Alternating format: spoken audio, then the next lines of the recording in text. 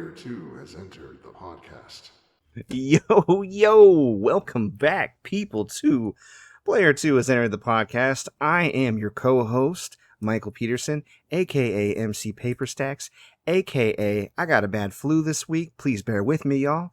And with me, as always, is my very healthy and very stable co-host with the co-most, Derrick Murkison, a.k.a. Full Metal Merc. I have been so healthy this week, baby. So Can't healthy, say the same baby. for you. No. Bruh.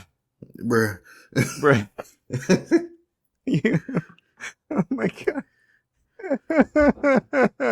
Derrick, it has been such a tough week for me. I think on Sunday I was in more pain than I've ever been in my entire life. I seriously thought I had the Rona. I mean, one, because the person who screened me said I probably have the Rona, but also just because, like, it was intense. I was like, if that's what people are going through, to hell with this disease. Oh, yeah. Now, good news is I don't have the Rona. I did take a test, and it took a couple of days to come back because I'm not the fucking president. But when I finally came back, it said negative. Of course, on the thing, it goes, some negative tests are actually positive. Some positive tests are actually negative. Fuck you. Right. So I don't even really know. But the thing is, I'm still exhibiting flu-like symptoms, but it's not respiratory at least, which means that I have less chance of passing it to my son and my wife, who, as I speak right now, thankfully, are still happy and healthy. But I have been keeping my distance from them. In fact, when we didn't know if it was Rona or not, I was secluded in my bedroom for days. I just didn't go out of the bedroom. I felt like I was in jail. It was terrible. Yeah, this is your second Rona scare, man. Yeah, and this was a pretty big one. And it just goes to show you, no matter how careful you are, like, you can get sick out here. I'm pretty sure the way I got sick was somebody may have prepared, like, bad food for me or something. Mm-hmm. I don't know. And it just kind of lingered in my body and then activated. But whatever the case may be, it's been a rough week, and I haven't got a whole lot done. I didn't stream a single scheduled day, so I won't have a whole lot to talk about as far as streaming. But it was a big week nonetheless. While I was fighting for my life, my Mario pins came in. Yay! Ooh, Yahoo! Yahoo! So my Mario limited edition 35th anniversary pins that I had to go on and do online things and prove that I bought the little game, and they finally came through. I wasn't even sure if they did, because I couldn't. The website's so bad, you can't figure out like what you've ordered or see like a status on it.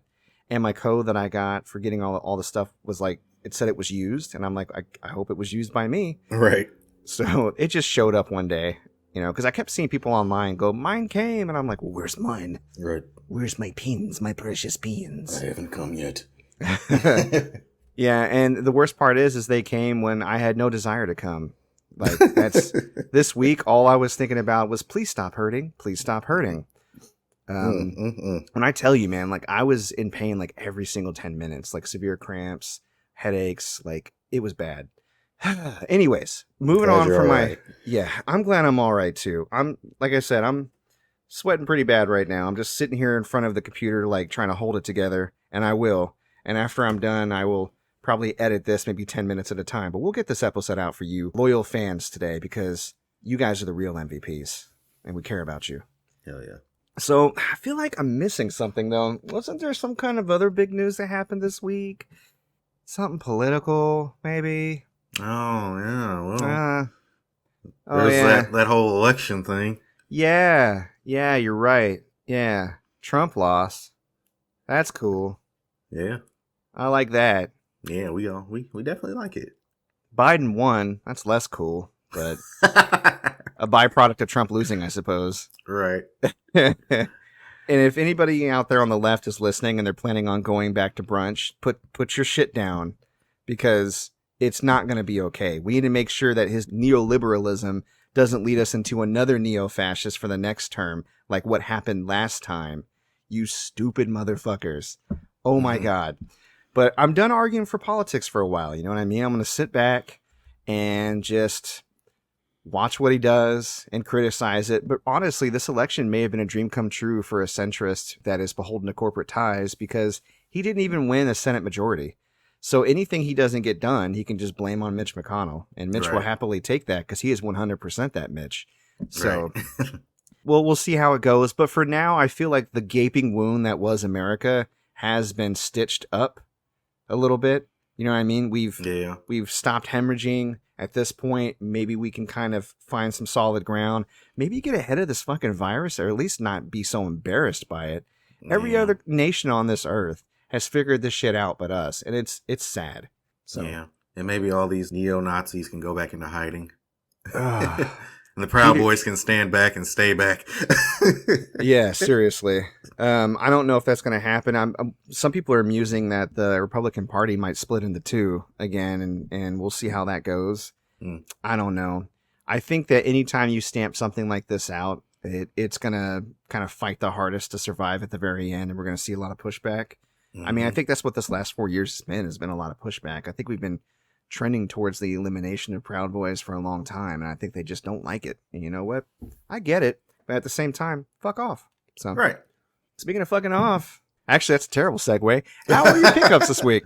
Oh man, nothing too crazy, but I did pick up a Prophet of Truth Halo figure. You know, those nasty little old guys that ran the Covenant. And I've already tweeted out and put it on my Instagram and everything. So if you want to check it out, you know where to go. ebay.com/str/gamergoodies and more. You can check that out and add it to your cart and do all that good stuff. And it will be sent to you post haste. Next day air. With care. Next day air. Just don't order a burger. Derrick personally kisses the cheek of every single toy that he sends to you. That way it comes with love. Mm-hmm. That's what she said. Yes. Anyways, are these characters like particularly rare? I'm not really big into Halo. You know this. Yeah. I mean, I've never seen the toy before. So you now, whoa. Yeah, to me, I'm like, oh wow, yeah, Prophet of Truth. I know that guy. Cool. Well, you Halo fans out there, get on it. Get down on it. Get on it. So, down on it.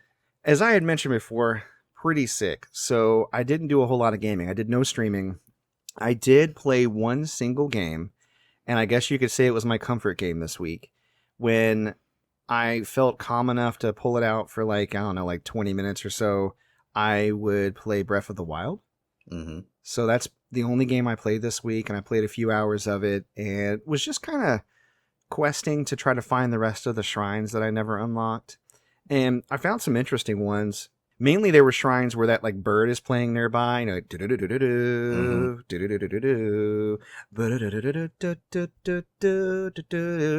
he's like, "Would you like to hear my tale?" And then he says some weird shit like, "You gotta in order to open this shrine, you gotta make like a tree and leaf." Haha, get it?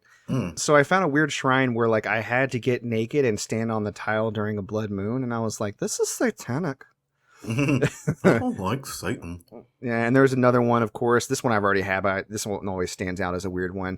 There's one where you have to wait until the shadow of a tower hits the platform you're standing on, and then you have to shoot the sun. I always like that one. But there's all these little weird ways to get shrines to pop up out of the ground in that game, and kudos for creativity, and kudos to those who actually track down all those shrines, because it takes time, dude.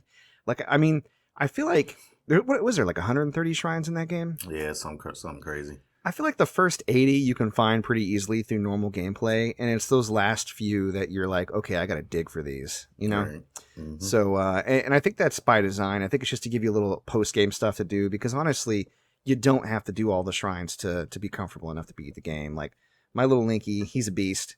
I even did we talked about this before, I did the challenge where, you upgrade the Master Sword all the way to 60, and what a big help that's been. I see a Lionel, and I'm like, come get this Master Sword, Lionel. He doesn't even know. But you've been playing a bit this week. What you been getting into? Yeah, so as you all know, I got Trails of Cold Steel 4, and I've still been playing that. Loving it. Yeah, hell yeah. I tried out Hollow Knight because it's free on PlayStation Plus, and while I see that it's a good game, it is not for me. It is hard, as you said. No, I didn't want to. I don't want to, mommy. What did you think about, because this is one of the things that always strikes me about that game and why I really like it. What did you think about the ambiance and the music? And that was great. Yeah. Right? That's fantastic. It's a beautiful game. Even with its limited color palette design, they did a really good job with the tools they've given themselves, so to speak, as far as the art aesthetic. So. Yeah, the characters are cool looking too. Yeah, totally. Yeah. Let's see. A couple of demos I played this week. New Super Lucky's Tale. which is actually a very competent platformer, and yeah, I find myself wanting to purchase it. So cool. you may hear me talking about that in later episodes. But maybe that'll be your very first Xbox Series X game, or what's the new Xbox called? Series X. Okay, yeah, I got it right. Yeah. Yes, gamer cred retained. Oh yeah. Or you can get the Series S. Fuck that shit. Series X. Yeah. And probably the biggest demo that I played was Kingdom Hearts Melody of Memory. Now, I love Kingdom Hearts. Kingdom Hearts 3 was trash, but we're going to forego that for now. You know what? I'm not going to throw the baby out with the bathwater. I had fun playing Kingdom Hearts 3, but it definitely wasn't the same kind of fun I had playing 1 and 2. I'll give you that. Yeah. So when I heard that Melody of Memory was going to have story content and that it was also a rhythm game, I was done. But then I played the demo. And you were like, Kingdom Hearts Mom is the best. Yeah, I was like, they're going to make me buy this damn game. I am not going to purchase it new because I am not going to give them the satisfaction or the money. Yeah, fuck you, Square. They're not allowed to do this, okay? They did enough of that by splitting the story of the previous games into 15 games on 8 systems. No, thank you. Speaking of systems, which systems is KH Mom on? Switch, PS4, and Xbox. And the demo's on all 3 systems? Xbox, I believe. I'm not sure about that. I just know it's on PS4. Okay, I have to check that out. I kind of want to play it too. Yeah, it's dope. If you ever played Theatrhythm Final Fantasy, I haven't. I kind of want to play that too. Oh, dude, man, it's so cute. It's so fun. Okay. Yeah, I might have a copy, so I might have to let you borrow it. But do you have a 3DS? That. I do. Okay. You know what? I don't want to interrupt you talking about your game, so I'm going to let you finish. But remind me to talk about 3DSs and stuff here in a second, because it's something I need to say. A little PSA for people out there. Okay, cool. Well, I'm done. So go ahead. Okay. So, one thing I've been neglecting to do, and I think this really applies to people who are collectors or just want to have that system for when they want to play it. Like we're talking about now, I got to dust off my 3DS. The batteries in your old systems, your Game Boy Advance, your Vita, your PSP, your 3DS, your 2DS, you want to have a dedicated charge station for those systems. And you want to set a calendar reminder or a timer every 6 months, charge those bad boys up. Because if you let those batteries go too long without charging, like a few years, and man, those years are easy to roll by. You know what I mean? Mm-hmm. The batteries are going to be destroyed. And then when you try to go back, you're going to get little to no battery life. So do yourself a favor. Take some time out today. Go grab all your side systems, charge them all up, set a timer for 6 months from now, and do them shits again. And that way, you'll have them ready for the next time you either want to resell them and they're still good and working, or if your friend loans you a really awesome Final Fantasy rhythm game, you're going to be ready to take it on. You got to get your side pieces ready for action, baby. You got to get them and ready to resell. It's a pimp named Slickback. Hell yeah. Yes, you got to say the whole thing. Yes, every time. All right. Well, speaking of pimps and side pieces, what you got for gaming news? Oh, gaming news. We have so much news. I'm on it with the segues this week, aren't I? Yeah. No, you're killing it. Let's see. Everyone remembers the Marvel Avengers game that Square Enix came out with. I believe it was in August? Marvel's Anthem? Yeah, I got it. Yeah, Marvel's Anthem. Well, they just reported that game lost them $63 million. No shit. Yeah. No, it's bad. And I was one of the people that was holding out hope. Because when it first came, the trailers first dropped, they were like, these characters are ugly. I was like, yeah, they're ugly, but I mean, the game could be fun, you know. Clearly, they've seen Marvel Spider-Man. They know how to make a good game. They make these Tomb Raider games. They're pretty sweet. But nope. You know what those characters remind me of? What? Do you remember the movie Spaceballs? Mm-hmm. Do you remember that scene where they go to try to catch them and they catch them right after an action scene?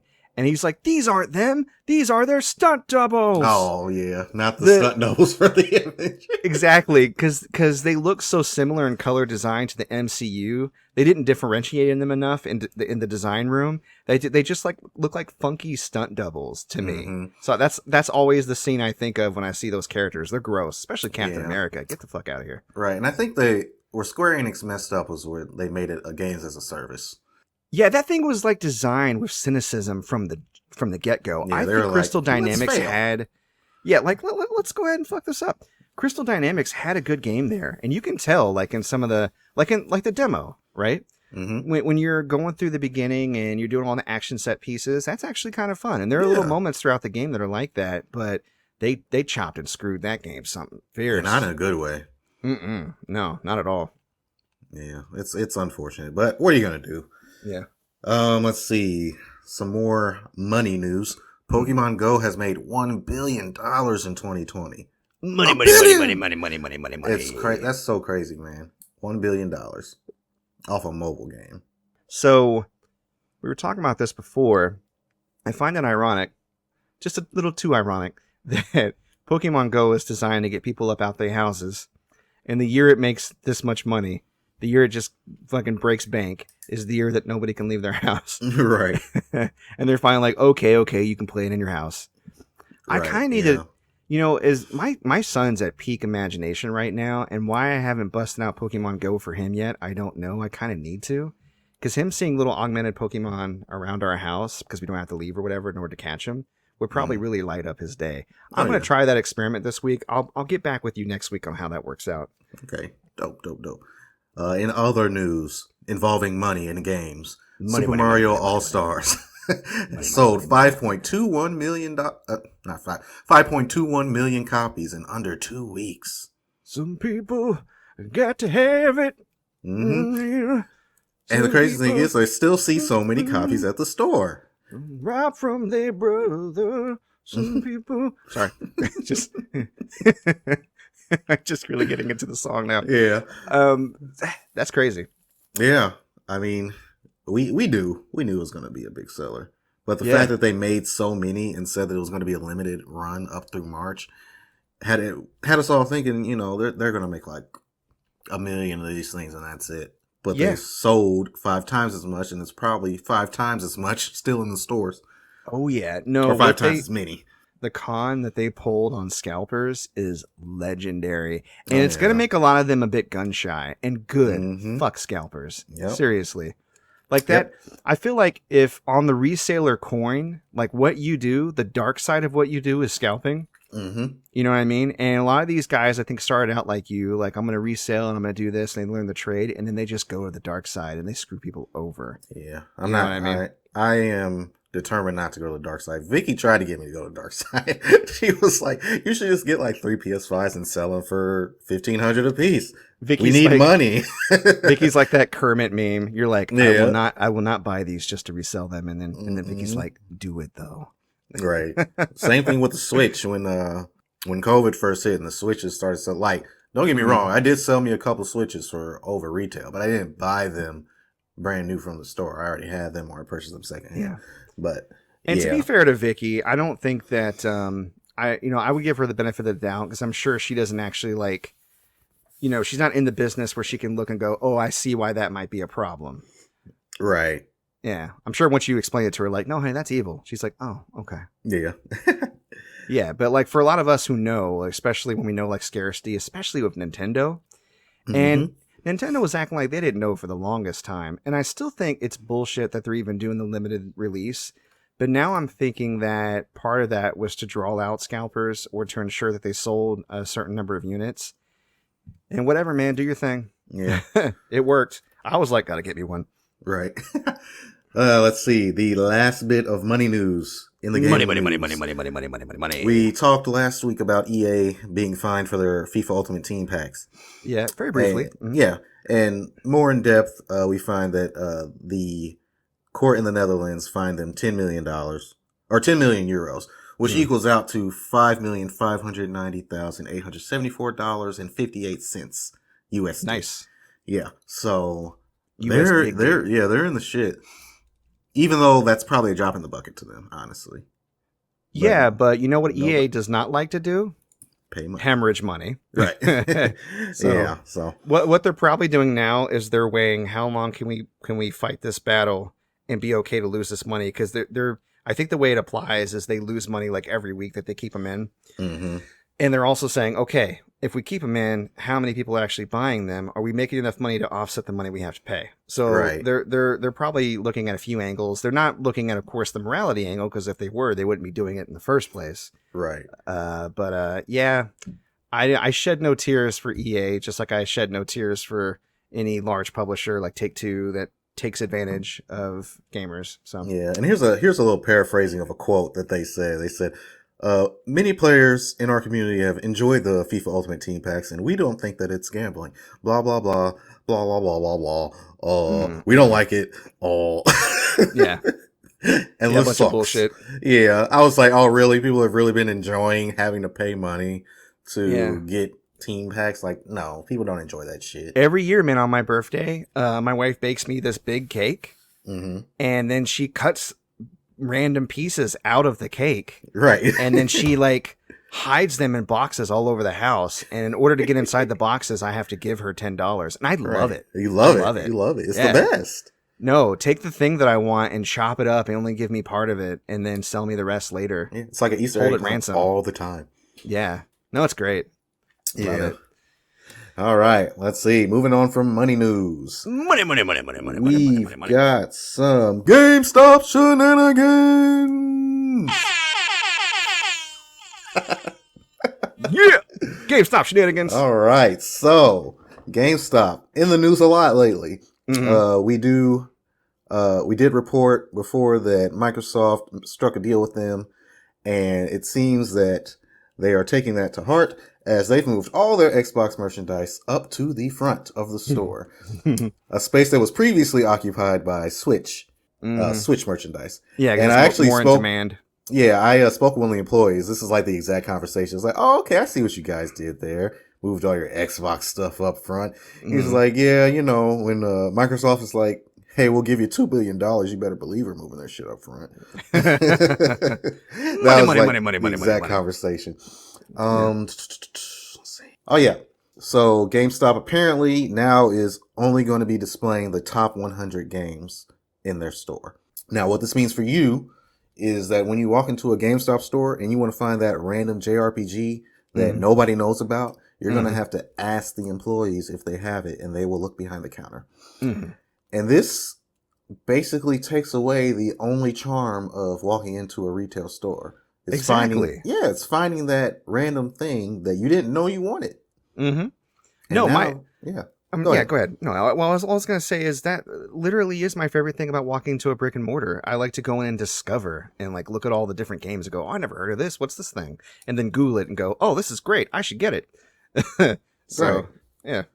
Yeah. So that sucks, especially for me, because sometimes I'm looking for like really specific stuff, and their website is trash and their app is trash, and so I don't want to go on there and have to look to see where I can find the stuff. But it is what it is. They're just making a lot of decisions that don't make any sense, but they're digging their own grave. So whatever. Yeah. Who am I? Yeah. And the final piece of GameStop Shenanigans. GameStop Corporate issued a TikTok dance challenge where every store, mandatory, has to have their team do a dance on TikTok. And whoever wins, guess what the prize is? Let's see. They don't have to ask for pre-orders for a month. No, hell no. The prize is 10 labor hours for the week of Black Friday. Oh my gosh. So let's talk about this. The prize for winning this dance contest is more hours for your store to sell more stuff, to make the company more money. And that's asinine. Yeah. That is asinine.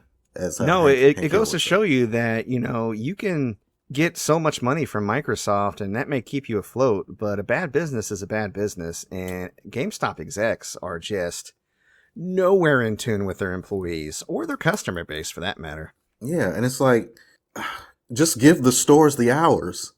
Yeah. Like one store out of their thousands of stores gets an extra 10 hours. One. And I'm sure like it's set up and calculated to be that way no matter what. And they just want to like see who's most enthusiastic or who's willing to kiss the most ass. But right. I mean, I don't know who needs to hear this. If you're out there and you work for GameStop, that shit's not going to turn into a career. That shit's over. Okay. You're on life support. You're on Microsoft $2 billion life support. Right. Like, and you think Microsoft, you know, once they put all this investment in and the company goes under, they're going to keep it going as the Microsoft store or something? No, they're going to chop that shit up. You know what I mean? Like I'm telling you, like, they're already trying to edge out used games here and there, and they're doing a pretty good job of it. And pretty soon, all GameStop is going to have is toys and plushies, and again, shit you can buy online, you know? Mm-hmm. So we'll see how that goes. Yep. But, yeah, it's crazy. Oh, and another prize is $100, I believe it's Amazon gift card, but not for the employees, for the general manager. Oh, for the GM, huh? Yeah, so if there's anybody that could use an extra $100 to give to Jeff Bezos, it's the GM. Exactly. So that's nuts. It's the guy that probably actually gets paid a living wage. Right. God. Boy. So a couple more things before I move on into the juicy bits of the PS5 stuff. Juicy. Yeah, we got some. We got juicy. Eat that lunch.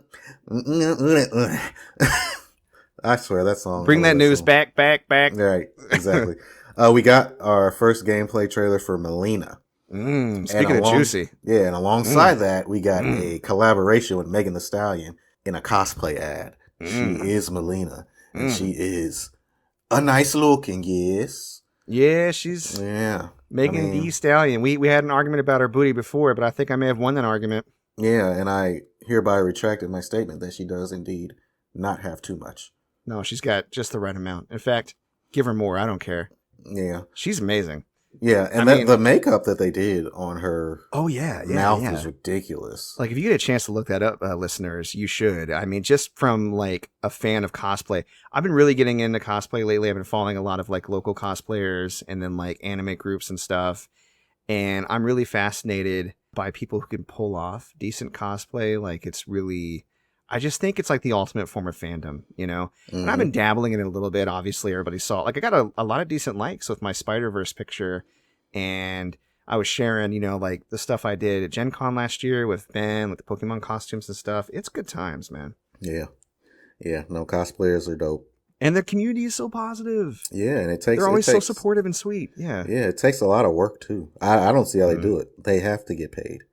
Yeah. I met this. Do that without getting paid. Yeah, I met this guy at Gen Con who dressed as Joker. I got a picture with him. His Arsene was being worked on. His mom built his costume and his Arsene costume. I guess his Arsene was being worn by his friend or whatever. Oh, like Persona 5 Arsene? Uh-huh. Yeah. And, like, it was huge and elaborate. And I'm like, dude, you have the best mom. Like, and, can like, we trade?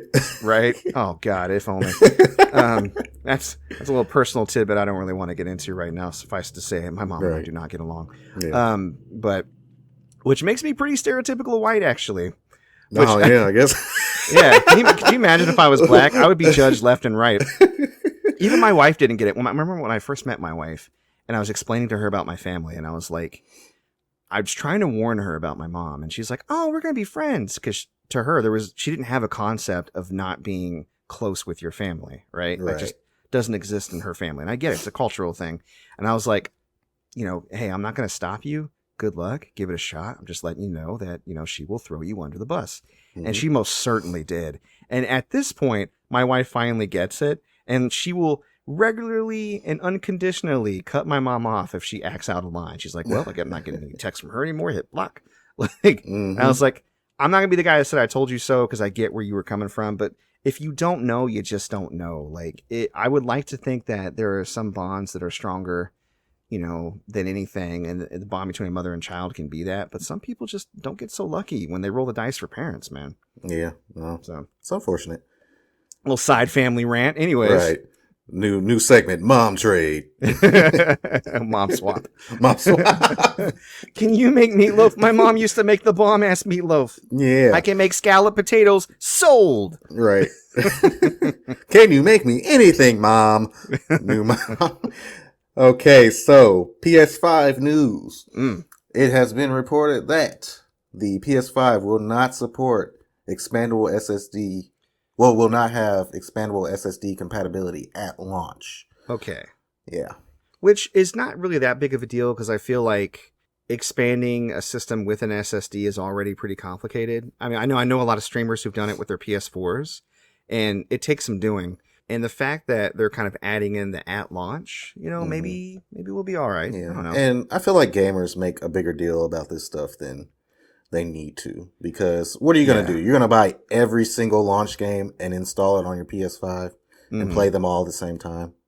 Well, so the SSD actually takes the solid state drive takes the place of the hard drive. Right? Okay. So this would have to do with your storage space as well. Right.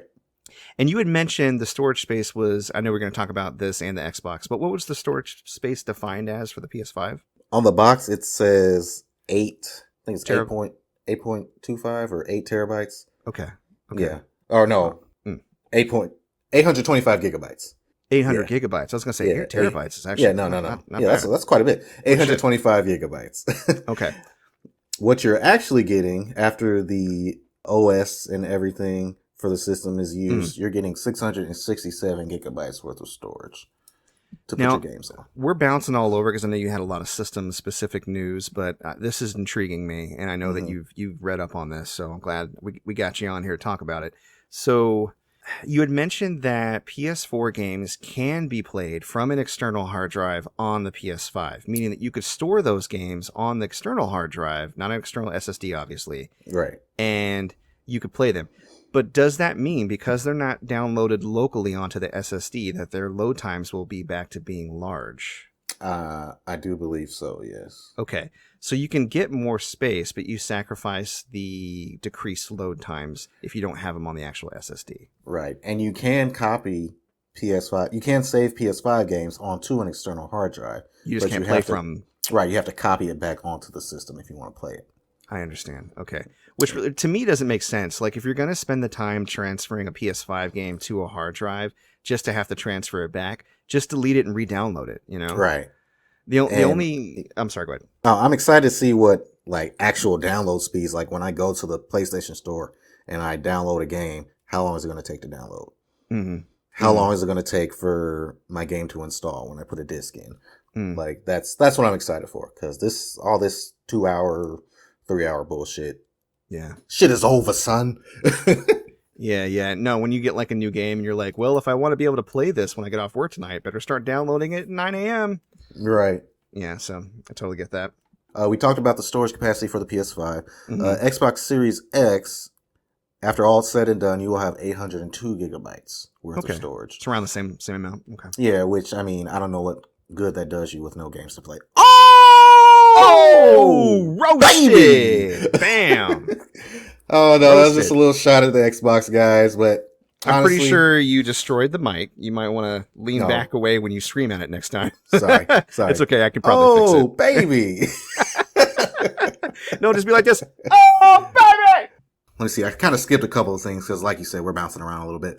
Yeah, so there was a website called Customize My Plates that was making customizable faceplates for the PS5. Sony, of course, pursued legal action and caused them to have to cancel all their orders and shut their site down entirely. Because they did have, I forget what the name was before, but it was kind of like a pun on PlayStation. And then they changed their name thinking that would, make it fine. Nope. Sony was like, nope, you don't get to do that. We have a patent on all this shit, so shut it down. Shut it down. Yeah, which either leads us to believe that Sony will be coming out with their own that will cost too much money, or that they just don't want anybody else messing with their stuff. Which, fair enough. I get it. But, it's kind of sad. Third party stuff is like that is pretty cool. You hate to see it. But let's see, Miles Morales news. So I've got two conflicting reports on the game length. IGN says that the game is 7 to 10 hours long, and GameSpot says that the game is 11 to 15 hours long. Either way, I'm fine, but I really need these people to get their shit together. Who's right? Who's wrong? I don't know. We'll find out when the game comes out next week. Speaking of IGN, they reviewed the PS5 and the Xbox One, and they just so happened to both receive an 8, which That's so IGN. Yeah. 8 out of 10. Too much water. Yeah. And I'm just like, come on, guys. You know. I mean, if we're going from, I guess, strictly a system standpoint and they're basing it off the system, then I can see probably the Xbox edging out the PS5 just in sheer terms of power. But if we're talking about games and we're throwing that in there, you got to give it to the PS5. You know what I mean? Got to give it at least a 9. But, Yeah, no, I would agree. And one advantage I've been hearing, because there's an embargo, I think, on a lot of like play between the two, although I think that's being lifted now. But one of the things I heard this week was the design of each box. So with the Xbox, you get all those huge circles leading directly to the fan above, just ripe for crayons. Right. So keep your kids and or certain adults away from the top of that system. Oh yeah, you know what's sorry. You know what's crazy about the Series X is the top vent and it's green. That's not a light. That's like a painted thing. And I was like, oh man, that was really dope. If it was a light, but now it's like an accented paint that they have on there, so it's always going to look like that.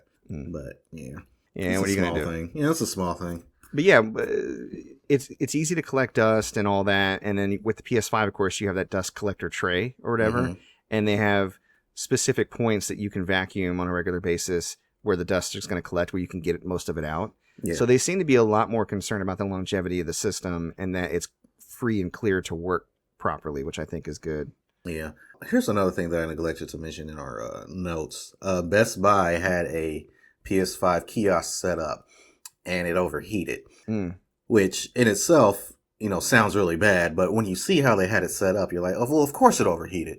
It's in like this acrylic box and there's no airflow whatsoever. And it's left on for hours and hours and then it overheated. Of course, if you do that with the Xbox Series X, the same thing's going to happen. If you do that with a PS2, it's probably going to happen. So that's just another case of people making news out of absolutely nothing, which you hate to see. But that's how gaming outlets are nowadays, man.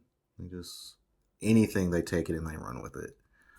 But we try not to do that here. And some actual factual news is in our last bit of news. Sony announced that there will be no in-store PS5 sales on launch day. Which is a blessing and a curse because I was thinking maybe I could sneak in and grab one at some, random Meijer out in the boondocks. But that won't be the case. They said it's to prevent the spread of COVID-19, which good on them. Yeah. But you will, however, be able to buy a PS5 on launch day. You'll just have to do it at your retailer's online store. Now, Walmart has posted times that they will have the PS5 available for sale online on November 12th. You can Google that and check out what times they are. I think it's like 9 a.m., 12 p.m., so on and so forth. But yeah, my buddy had this whole plan to camp out and buy all types of supplies. And I was like, well, you got to throw that plan out the window, man, because you're not going to be able to do it, which is good. Yeah, it's kind of saving people from themselves. And, I just want to say along those lines with coronavirus and everything and how the year's been going, we're talking about a luxury item that we don't need. We're talking about a toy, okay? Yeah. And I'm excited to get mine. I feel fortunate that I'm in the position to have, saved up enough money to get it. They finally just charged the card that I saved the money to. I have like my separate, fun spending money account. But there's a lot of people that have lost work or work's been pretty shaky. They're struggling. And I want to say, hey, it's not that big a deal if you don't get it right away. Getting systems at launch, I think, is like the highest privilege. And I feel very privileged, but I don't think that if you don't get it right away that you're going to miss out on anything. It'll still be there when you're ready. So don't stress yourself out about it. Enjoy the last bit of the year. Enjoy the holidays. Be with your family. Be safe. And when you're ready, that PS5 will come to you. Yeah, it'll be there. That's right. It'll be there for you. The crazy thing is I've never owned a console at launch either. And this is the first time that I would have been able to. And I'm not going to be able to. Yeah, I don't know. I feel like it's a bit overrated. My friend Tim, who you've met, Tim Owens, he usually always gets them at launch because, again, he's very blessed. He has a really good job, and he's able to, he has the ability to do that type of thing. And it's always cool for when he comes over to visit, or I'll go visit him and check out and play with his new toys and stuff. He's the first person to get like a PSVR. But even he'll tell you, like, it's not the most necessary thing in the world because anything you get at launch is going to be at its lowest install and support level, right? So you tinker around with the toys a bit and then you just move on, right? And usually you don't pick it back up until those titles start rolling in. So mine will probably get heavy use thanks to Miles Morales in the beginning. Maybe a little bit of the internal tools so I can play around with that haptic feedback feature on the controller. Yeah. Because I know they're going to have like some sort of demo game they'll pack it in with. Astro's Playroom. I saw the demo. It actually was really dope. Yeah. So I'll be checking that out. And then, Cyberpunk will come up. But again, Cyberpunk's coming out on all those systems. And it'll be just as good as on PS4 and, current Xbox and PC and all that. So Yeah. actually might be a little better on PC, depending on your setup. So Yeah. don't worry about it too much. Well, that is gaming news. And Woo. Michael, I've got one thing I just want to ask you. Switch it Really? up this week. Yeah. Okay, sure. This burning question that's been boiling deep in my bowels. The answer is yes, Derek. It's always been yes. Yes. What you feeling? Oh, this week, I'm feeling Rick and Morty season 4. Oh, yeah, Morty. Rick. Hey, Rick. Rick. Oh, Rick. Oh, jeez. Oh, jeez. Rick and Morty. 100 more episodes. Rick and Morty just doing whatever we please. Rick and Morty random. We don't have to be boxed in by a narrative. Rick and Morty. We can go on so many different. Yeah. You tell him. You tell him, Morty. Yeah. You tell him. So it dropped on. I wish I could burp on command like he can. I would get in so much trouble with my wife, probably. She hates the way he sounds. She can't get past it. And I'm like, oh, this beautiful comedy is being ruined for you because he burps sometimes when he's drunk. Right. He's drunk a lot less in later seasons, though, I've noticed. You can tell when he's drunk. I didn't know this was a tick until he wasn't drunk. But like, if he doesn't have any spittle on his mouth and he's not burping a lot, he's not drunk. Right. But yeah, season 4 dropped on HBO Max and Hulu, you tell me, which kind of makes sense. I've been watching on HBO Max, and it's just as good as it ever was. They have not lost their stride yet. It's dumb and irreverent, but it has this really good rhythm, and it takes you on this adventure. And I loved it because clips started to come out from season 4. You know how those channels on Facebook will just steal clips and go, he really thought he could get away with this. And then you just watch like 20 minutes of a show they stole. Yeah. I've been seeing out of context clips of Rick and Morty and being like, how did they ever get there? And then you see the whole episode and you're like, oh, okay. Mm-hmm. Oh yeah, I get it now. So that's been kind of interesting to piece that together. For those who are fans, it's out there and it's waiting for you to stream. So if you haven't seen season 4 already, or if you haven't seen any of the show, go check out seasons 1 through 4. It's a great ride. Yeah. You should do tiny turkey, tiny cabbage, and put it in your tiny mouth, little bits. Right. There's so much your shit improv together, Summer. Yeah. Get your shit together in a little bag and put it together. There's so much improv in that show, which usually kills American comedy, but they make it work so well. I think it's because they animate around their bullshit. Mm-hmm. So, but yeah, let me return the favor, man, and ask you, sir, what you feeling? I'm feeling Chappelle Show, Oh! Chappelle Show, woo woo woo, Chappelle Show, woo woo, Chappelle Show. Bow, bow, bow, bow, bow. Let's start the review. Man, Chappelle Show is back on Netflix, Mm. and I gotta say, I love it just as much. Some of these sketches have not aged very well. Dare I say, some of them aren't even funny anymore. But I will say that it still has maintained that charm that it had when I was in 7th and 8th grade. And I don't know if that's saying a lot because I was a child. Yeah, I was in college, I think. Oh, wow. Yeah, just drives home how the age difference there. But yeah, no, it was all the rage in college. We loved it. Yeah, I mean, Rick James, the Prince sketch, I just remember going to school the next day and literally saying word for word everything that happened. And it's crazy because you only were able to watch it once and you remembered everything. And that's what I think the show's greatest strength was, just the memorability of it. It wasn't the first comedy sketch show ever, but it did break a lot of ground. Oh, yeah. And I think it'll forever be remembered as just like a window into Dave Chappelle's genius. And a genius he's only refined, years and years on. Even after taking a break, he comes back like he never left. So mad respect for Dave Chappelle for sure. You love him. One of the funniest in the game. But yeah, Dylon. so Chappelle Show. Top rappers are Dylon, Dylon. Because I spit hot fire. Hot fire. Yeah, and a lot of the younger viewers aren't going to get a lot of the references in the show. They're going to be like, "Who's Dylon?" Dylon. Like, well, honey, that was a show called Making the Band from the year 2000. That's 100% Cambodian, y'all. I only drink the finest of breast milks. Yeah. What's the real world? Right. Mad real. Yeah, it's crazy, man. It definitely shows its age, but it's a classic. It is what it is. Let's see. Clayton Bigsby, still one of the funniest sketches ever.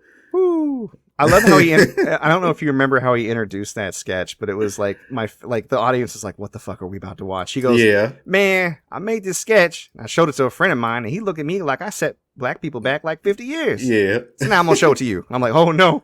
What is it? What is it? But yeah, so good. Chappelle Show on Netflix. Check it out. If you haven't seen it, check it out. If you have seen it, it's going to bring back a lot of good memories or it's going to make you some new ones. Yeah, man. Put that shit in autoplay this weekend and enjoy. Hell yeah. Cool. Well, I can't tell if it's just a wave of energy or if I'm finally on the mend, but I'm feeling a little pumped up. I'm feeling a little bit like that I might be asking for a challenge. Derrick X Mike Anime Challenge this week. Woo! Believe it. We're doing episodes 19 through 21 of Full Metal Alchemist Brotherhood and episode 7 of Berserk. Derrick, I gotta ask you, episode 7 of Berserk, what's happening? Oh man, episode 7. So, previous episode, they took a beating from Nosferatu and this episode, they're kind of licking their wounds. The nobles of the kingdom, I forget what the kingdom's called. Midland. Yeah. Yeah, the nobles of the kingdom of Midland are talking mad shit about and to Guts and about Griffith. And Guts is just like, fuck out my way. And he puts his crutch down on one of their foot, and then the guy pulls the sword out, and then he just looks at him like, bitch, try it. Mm-hmm. Even with like one leg and one arm, I'll still kill you. Mm-hmm. Which is great. Griffith, all those foppish lords pulling their sword, like, what you gonna do with that? Right. It's like, where were you at when I was fighting Zod? Nowhere? Thank you? Okay. Taking a sponge bath. Bitch. Yeah, because nobody believes they got their ass kicked that bad. Right. Let alone by a demon. Yeah. They're like, oh, it was a demon, huh? Maybe perhaps it was a dog and you're a little bitch. Right. And so then Guts is on his way to go see Griffith. And Griffith is, of course, being surrounded by a bunch of nobles while he's kind of just out of it in the bed. And they're just taking advantage of his. They got free access. He can't run away. Yeah. Exactly. They're like, well, what about this? And blah, blah, blah. Very in-depth. Very in-depth description of the conversation. Yeah, sure. Trying to gain favor with him. He's a rising star. Yeah. You know what I mean? He's a general in the army now, so. Right. And Guts is trying to get in there and talk to him. And Casca's like, not until the meeting's over. What the hell are you doing? Blah, blah, blah. And then he's like, whatever, I'm going. He throws a couple guards out the way. And then Casca puts her hand on his shoulder. And he turns around and she decks him right in the jaw. Clocks him good. Yeah. And she's like, why does he care so much about you? And I'm like, man, she's got a hard on for Griffith, man. Yeah, well, if you remember from the previous episode, one thing we didn't talk about is, when Zod flies off, Casca and the rest of the gang show up, and all Casca sees is that Griffith almost died. And so she's like, that is Guts' fault. Right. Right? So she's just super pissed at him. Yeah, Casca's a hater. I'm going to say it right now. She's a hater. But then Guts and Griffith are talking, and the king of Midland shows up. And he gives no fuck about tradition. His brother is like, you don't need to talk to him. He's just a mercenary. And he's like, I don't care. He's killing it right now, sir. You're not doing anything. And then his daughter, Princess Charlotte, catches Griffith's eyes. He's like, who is that woman back there? Just out of nowhere. And then stuff like that just kind of takes me out. He's like, oh, it's my daughter, that? Charlotte. Get over here. Right. Get over here. And he's like, she's real shy. Maybe it's because she's my only daughter that she's that way. But, gotta go. He's like, come on, honey. And then Charlotte trips and Griffith catches her. Kind of has her hand around her bosom a little bit, looks like. Well, around like her midsection, yeah. I mean, he had to catch her from falling, but yeah. Right. But then the king's brother turns around. He's like, what are you doing touching the princess? And then he backhands the shit out of him. And then Guts is like, hey, man, about to get hype. And then Griffith's like, back up, homie. Yep. He's like, my bad. And just smiles and has blood coming down from his lip. Yeah, the way he looks at that general chills his blood too. He's like, my apologies. Yeah. Like, I'll fucking kill you. I'm going to kill you later. Right. But let's see. And that's pretty much it. The episode ends with the enemy forces talking about this castle and how they've won so many battles because of the bridge and everything. And Guts and the gang are just preparing to take it. And then the episode fades. So Okay. looks like we're gonna get a nice big battle scene next episode that I'm excited to see. Cool.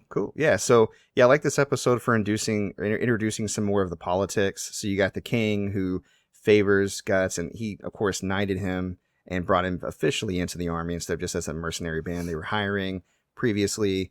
And you can see a lot of the nobles are not down with that, and they're cynically trying to get on Guts' good side, or not Guts, Griffith's good side, while talking shit about him.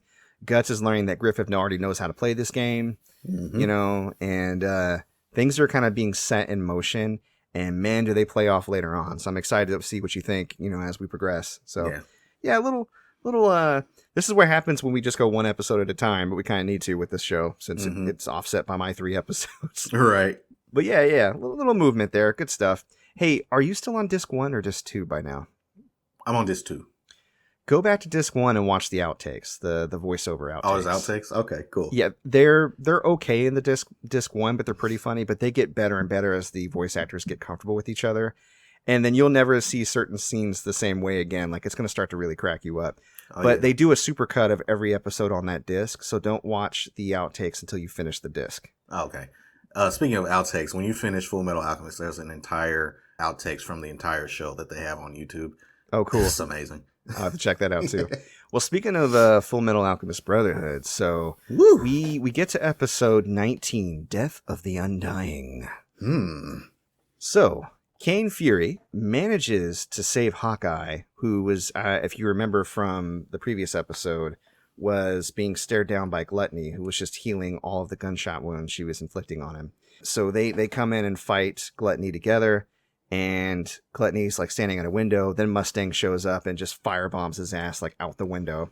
He thinks he killed him, but we all know how that goes with homunculi. Right. Alphonse actually also meets up with the group, and they pursue Barry the Chopper, that suit of armor whose soul, like, he used to be a serial killer. And Barry is chasing his actual body, which is animalistic, and it's running to the third laboratory. Then the group kind of splits into 2 teams. You got Mustang and Havoc, and they're ambushed by Lust, and Lust stabs the shit out of both of them. And Mustang provides a pretty valiant effort against Lust, but she just kind of gets the better of him. Which she does this stupid anime thing where she's like, "Look here at my chest." She opens it up, and the Philosopher's Stone's embedded in her. This is my core, my weak spot, if you will. Look at it, guys. Here's where you can kill me, my weak spot. So. And he does actually, to his credit, yank it out of her, but she grows back around it again, and that's how she gets the drop on him. It was a crazy fight. She said, "Maybe you should take a girl out to dinner first before stuffing your hand in her chest." Yeah. Okay. I don't know if that's ever a time to do that, but okay. Yeah. Oh, so real quick. The last episode. Have you been seeing the end credit scenes on some of these episodes? No. Because some of them have end credit scenes. Yeah, I should probably watch that then. Yeah. So the previous episode, at the end of it, you see that Havoc's girlfriend, he's been going on about, was Lust. Oh, I did see that. Oh, okay, good. I knew that. Okay. Yeah, no, I knew that.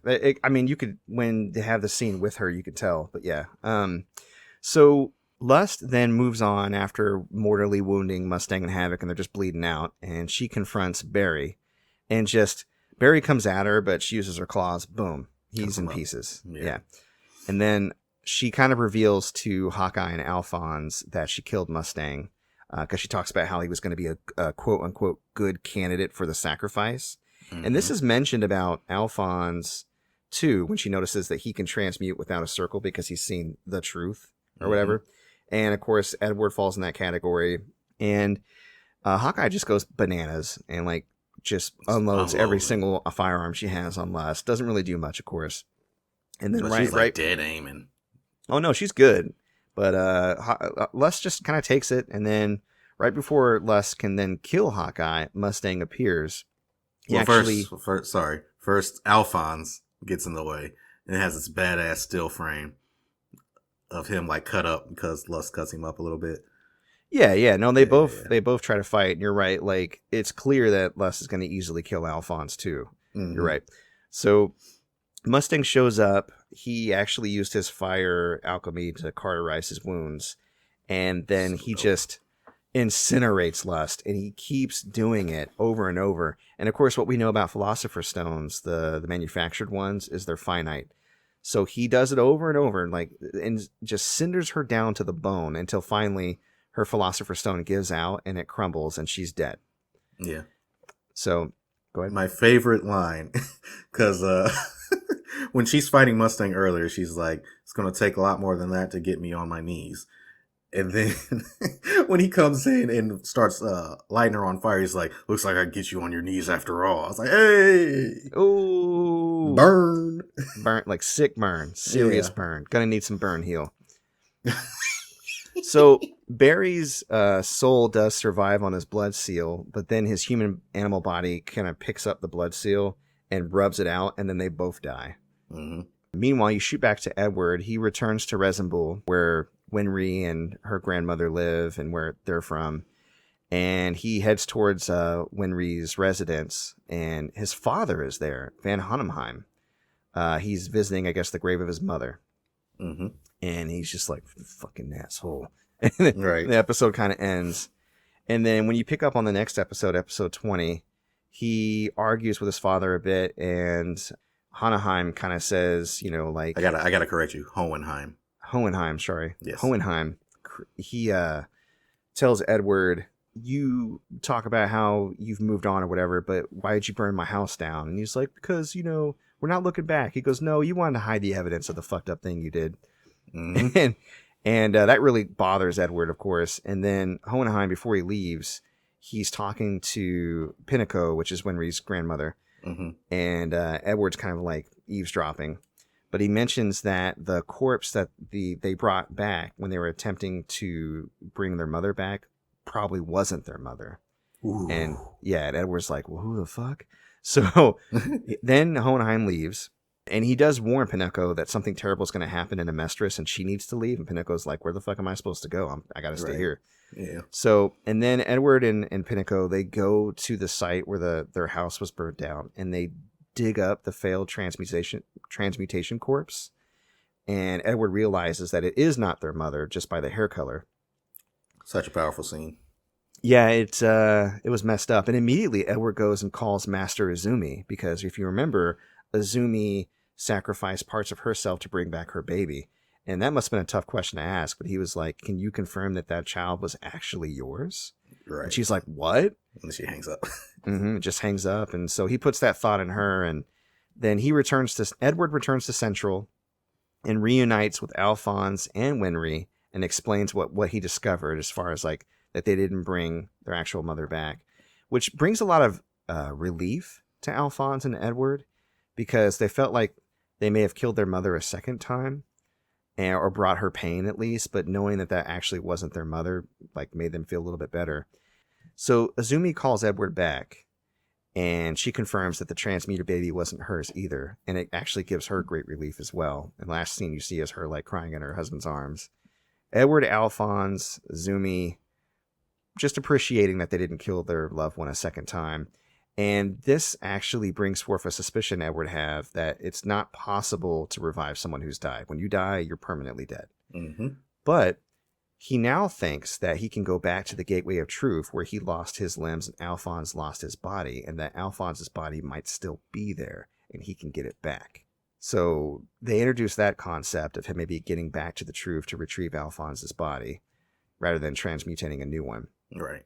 And then in episode 21, they talk about, well, if the body's still there, how does it get nutrients or rest? Wouldn't it be like decomposing? And then they muse that maybe Alphonse and Edward's soul had kind of fused or bonded during the experience. Mm-hmm. And the reason why Edward won't grow or why he sleeps so much is because he's sleeping and eating for two.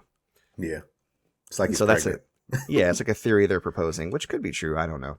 Back in the hospital, Mustang kind of puts some clues together, and he's starting to suspect that Führer Bradley could be cooperating with the homunculi. So he's getting there. Havoc reveals the lower half of his body is paralyzed because of where he got stabbed or injured by Lust.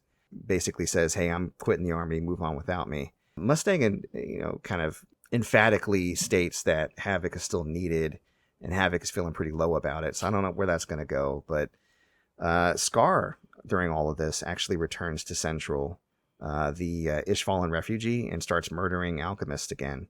So when Edward and Alphonse hear about it, they know that they're needed by the homunculi to stay alive, and they concoct this plan to stand out so Scar knows that they're around, and Scar will attack Edward, and then that will cause the homunculi to show up, and then they can capture them, perhaps? Mm-hmm. So Ling and Lan Fan are still around, those people from the Jing country that do the alchemy. Yep. Mm-hmm. And they agree to help out because Ling is still looking for, information on immortality. So he'll do whatever he can to help the Edward brothers if they can share. He's really fascinated about Alphonse being bonded to a suit of armor. Mustang sends Bretta to locate Marco, only to find out that he's been kidnapped. Mm-hmm. Edward begins showboating in the streets. He does eventually lure out Scar. And the Edward brothers start to fight Scar. And Mustang then reports false information regarding Scar's whereabouts to confuse and stall the state military so that way they won't show up and shoot him before the homunculi appear. Gluttony does appear, but then is stopped by Lan Fan. But then Bradley shows up, Fury King Bradley. Yeah. And he goes to attack Lan Fan and Ling, and it's not looking great. So it kind of ends on that cliffhanger. I feel like the next episode's going to jump off a bit. Oh, yeah. But the fact that we're already killing off members of the homunculi, we've killed 2 homunculi so far. One of them kind of being a major player in Lust. We killed 2? Yeah, because you got Lust and Greed. Oh, yeah, that's right. Mm-hmm. Yeah, no. Yeah. So, things are looking kind of hairy. One thing I want to ask, though, and I don't know it's just because I didn't get a good look at him, Hohenheim looks a lot like Father, the leader of the homunculi. Is that who he is? He looks a lot like him, yes. Okay. That's just something I'm supposed to know but not know. Yeah. Like I'm trying to figure out, is he really the same guy? And they're just like, yeah, obviously he is, or if it's some kind of coincidence, but I find that interesting. Yeah. But that's where we're at. Yeah. That's the thing that I love about the show. There's so many mysteries that the answer to, or that might be a thing, but the characters don't know yet. And the satisfying part is seeing the characters find out about that stuff. But then there's also stuff that you have no idea what's going on. So, yeah, it's really going to start ramping up here as if it hasn't already. Episode 19 was really the jump off point for all the really big shit to start happening. So yeah, no, all the players in this little drama are definitely tipping their hands and things are coming together. They're getting more and more confusing for those who aren't following closely. So right. On these episodes, if you haven't seen the anime, I apologize. Right. We're getting into it now. All right. Well, that I believe is our show. All right. Excellent. So we're dropping this obviously on Sunday like we normally do, but keep an eye out also, and I'll be tweeting about it probably and maybe sharing it on Facebook. We're going to be guesting on Call It Like I Don't See It and recording that tomorrow. I don't recall when they're going to drop the episode we record tomorrow, probably within a few days. So check us out there as well. And you can find the Call It Like I Don't See It podcast by Googling them or going to @CallItLikeIDon'tSeeIt. And usually they'll post like new episodes there as well. And you can find them where you can find us, typically Spotify and places like that. Yeah, it's going to be really fun. Definitely check it out. Yeah. They have some really cool topics. We're going to be talking about Mortal Kombat versus Street Fighter. Who has the better combos, the better movie, better this, better that. We're going to be talking about which video game character we think would best be able to run the country as president. And a few other things. So definitely tune into that if you're interested. And if people are interested in finding you, Derrick, out there, maybe checking out some of your more recent pickups, where can they find you at? They can find me on Instagram at GamerGoodiesMore, on Twitter at goodies_more, and they can check out all my sweet pickups at ebay.com/str/gamergoodies and more. Excellent. All right. Well, you can follow me on Twitter at Mike Peterson AL. YouTube channel is MC Paper Stacks Plays, and that's where I drop all my Let's Plays. I'm Twitch streaming again. Probably I'm going to go back to Twitch streaming on Monday. I'm still not feeling great, so I'm not going to stream tonight. But you can usually catch me Mondays at 9 doing Brawlers and Warriors games. Fridays at 10 doing horror games, and then Tuesdays, Thursdays, and Saturdays at 8 doing my main stream. Right now it's Hades. Pretty soon it'll be Miles Morales. And those are all Eastern times. Now we upload every Sunday new episodes of our podcast, and the hub is anchor.fm/player2 is enter the pod. You can find us on Breaker, Google Podcast, Overcast, Pocket Cast, Radio Public, Apple Podcasts, and again Spotify. And of course, you can email us with any feedback, comments, questions, or concerns at mcpaperstacks@gmail.com. And if you're on Facebook, I have a local Facebook gaming group that you can join, facebook.com/groups/indie-gamers. And that's it. That's the show. All right. Thanks for listening, everybody. We will see y'all next week. All right. Bye-bye. See ya.